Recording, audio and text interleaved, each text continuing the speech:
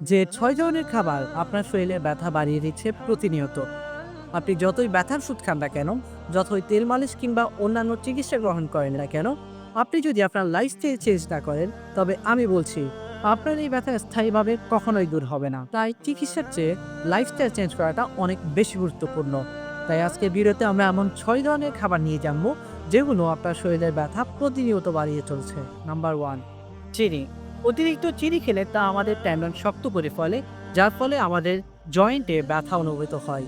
এছাড়া চিনি শরীরে সাইটোকাইন নামক রাসায়নিক পদার্থ তৈরিতে উদ্বুদ্ধ করে, যা আমাদের প্রদাহকে বাড়িয়ে দেয়। এমনকি আমাদের শরীরের ওজন অতিমাত্রায় বাড়িয়ে ফেলে, যার ফলে আমাদের জয়েন্টে অতিমাত্রায় চাপ পড়ে এবং আমাদের জয়েন্টে ব্যথা শুরু হয়।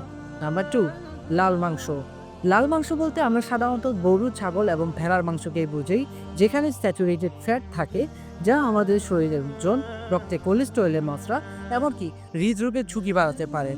এছাড়া এই লাল মাংস হজম হতে ৩ থেকে ৪ দিন সময় লাগে। তাই অতিমাত্রায় গ্রহণ না করে লাল মাংস পরিমিত পরিমাণে গ্রহণ করা উচিত। তবে সপ্তাহে ২ থেকে ১ বার গ্রহণ করা যায় অনায়াসে। Number 3, process food and process made. Process made বলতে হটডগ, বার্গারে ব্যবহৃত যে মাংস সেগুলোকে বোঝানো হয়। সেক্ষেত্রে অতিমাত্রায় নাইট্রেট থাকে, যাতে তাপমাত্রা ক্যান্সারের কারণ হতে পারে। আর নুডলস, কাপকেকের মতো প্রসেস ফুডে অতিমাত্রায় সোডিয়াম থাকে, যা আমাদের শরীরের প্রদাহকে উজ্জীবিত করে। নাম্বার 4, ভাজা খাবার। উচ্চ তাপমাত্রায় ভাজা খাবারে অতিমাত্রায় এইচ নামক টক্সিন থাকে, যা আমাদের শরীরের কোষে অক্সিডেশন বাড়িয়ে দিতে পারে। এছাড়া ভাজা খাবারে অতিমাত্রায় ফ্যাট থাকে বা চর্বি থাকে, যা আমাদের শরীরের ওজন বাড়িয়ে আমাদের জয়েন্টের উপর চাপ সৃষ্টি করতে পারে। নাম্বার 5, পালং শাক এবং পুঁই শাক। শুনে হয়তো অবাক হতে পারেন, তবে এটাই সত্য যে আপনার শরীরে ব্যথা বাড়াতে পালং শাক এবং পুঁই শাকও অনেকাংশেই দায়ী। তাই যথাসম্ভব এই খাবারগুলো এড়িয়ে চলুন। নাম্বার 6 এবং সর্বশেষ পয়েন্ট, সাদা ভাত, সাদা রুটি এবং গ্লুটেন।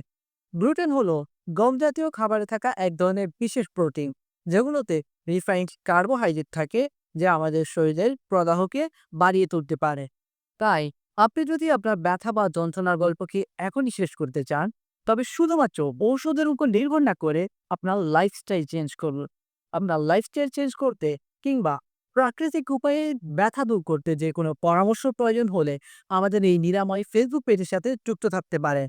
এছাড়াও যে কোনো প্রয়োজনে আমাদেরকে ইনবক্সে মেসেজ করতে পারেন এবং স্ক্রিনে দেওয়া নাম্বারে যোগাযোগ করতে পারেন। আসসালামু আলাইকুম ওয়া রাহমাতুল্লাহি ওয়া বারাকাতুহু।